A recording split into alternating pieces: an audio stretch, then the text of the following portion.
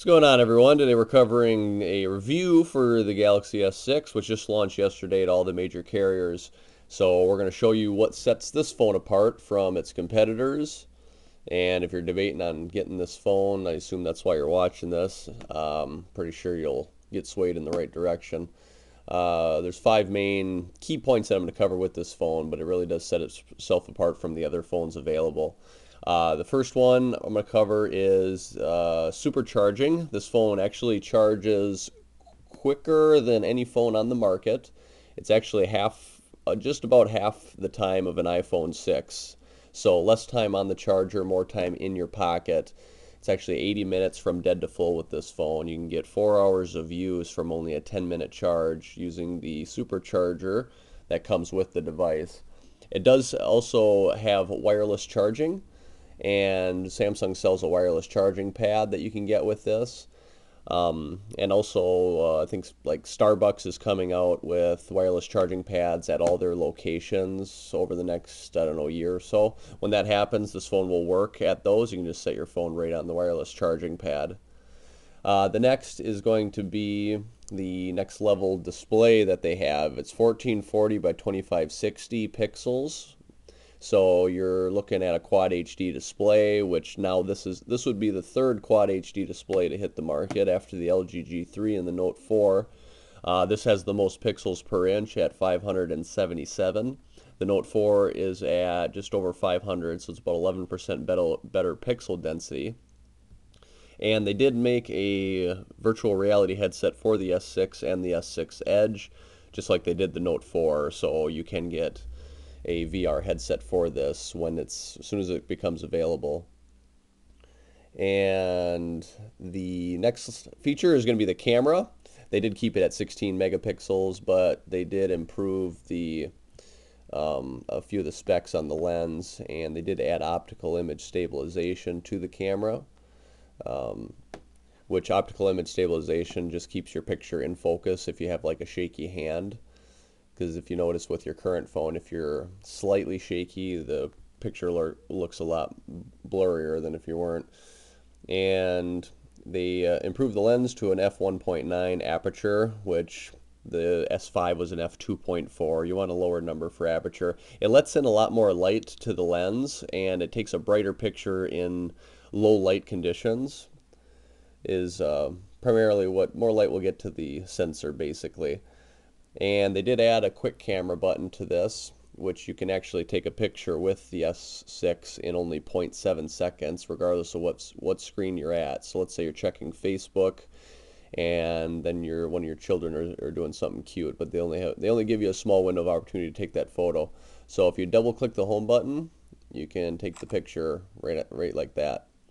So amazing feature. You never miss out on those precious moments with your family or pets or whoever.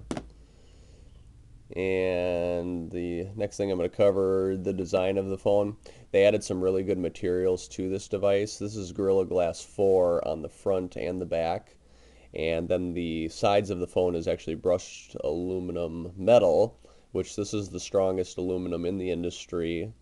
It's actually aircraft grade aluminum that they used for this device. If you get a chance, look up some drop tests that they did for the GS6 online, and you'll see some amazing videos of this phone getting dropped from pretty incredible heights and not even breaking.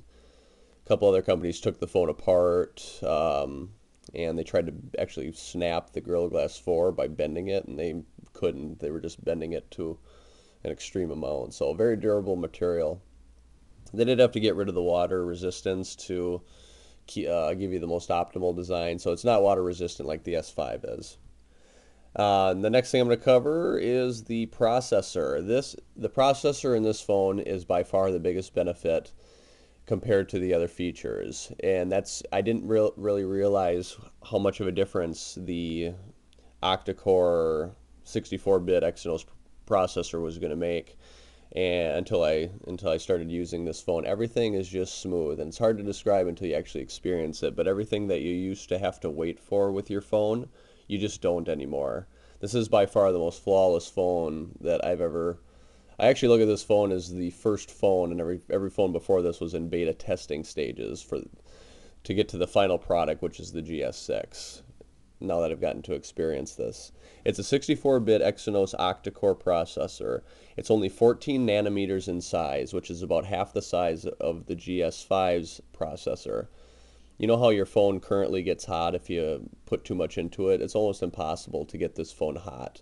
The processor is that efficient, and the performance on this phone is incredibly amazing. You guys have to get this phone if you're watching this video and debating on what phone to get. Just get it and thank me later.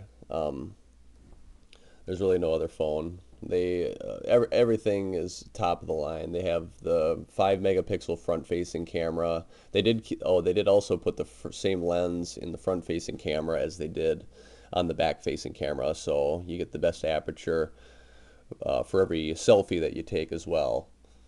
They did add some cool features too, like they built in some themes. When you press and hold the home button, you have widgets, wallpapers, and now they added this new one called themes. You can actually give your phone a whole new look. I downloaded like the Avengers theme, and if I apply that, take a look and see. Third-party apps for changing your theme I find a little scary, just because it usually comes with a lot of baggage. Phone doesn't run as smooth. Well, these are actually built-in themes, and themes you can download from Samsung, so feel a little more comfortable with this. And that is when you press and hold the home button. So hope this video was informative. I hope you make the right decision. Just get the GS6, trust me. And check out our next review at phonesavvy.com.